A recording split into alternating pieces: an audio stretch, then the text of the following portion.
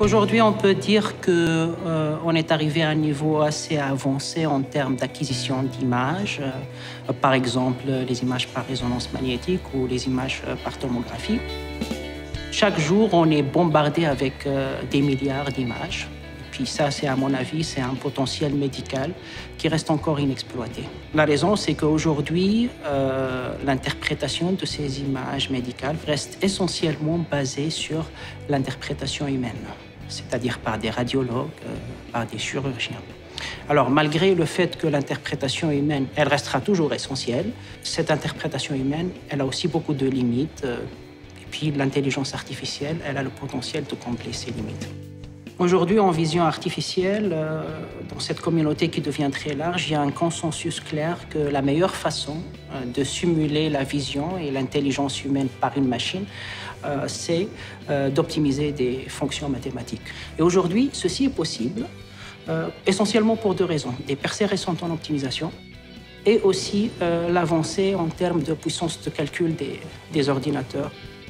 Donc on peut résumer les défis des prochaines années pour la communauté d'intelligence artificielle en imagerie médicale, peut-être en 3 points essentiels. Premièrement, c'est compiler des mesures de diagnostic de façon précise, de façon automatique ou semi-automatique à partir d'images médicales.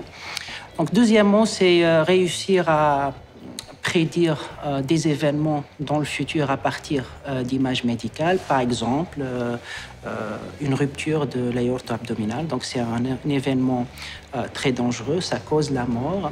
Alors imaginez qu'on a des programmes informatiques qui peuvent fouiller dans ces millions d'images dans notre disposition et identifier ce type de risque. Avant que ça arrive, on peut sauver des vies. Et troisièmement, prédire des résultats de traitement, par exemple une intervention chirurgicale, ou aussi faire le suivi de l'état du patient, par exemple une tumeur. Dans plusieurs situations, faire ce type de suivi et de prédiction à l'œil nu, c'est très limité. Il y a trop d'images à analyser et à comparer. C'est là où l'intelligence artificielle peut aider. Dans notre domaine, il est très commun de voir des partenariats entre des académiques et des industriels, en particulier les grandes compagnies en imagerie médicale.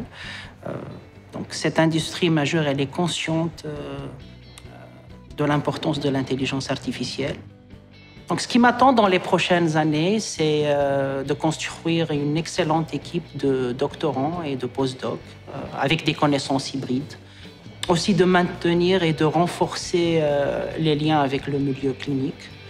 Et puis finalement, maintenir et renforcer des collaborations avec d'excellents groupes de recherche en optimisation et en apprentissage machine. Et j'espère qu'avec cette combinaison, on arrive à pousser les frontières de l'état de l'art et à réaliser un impact aussi important dans le domaine.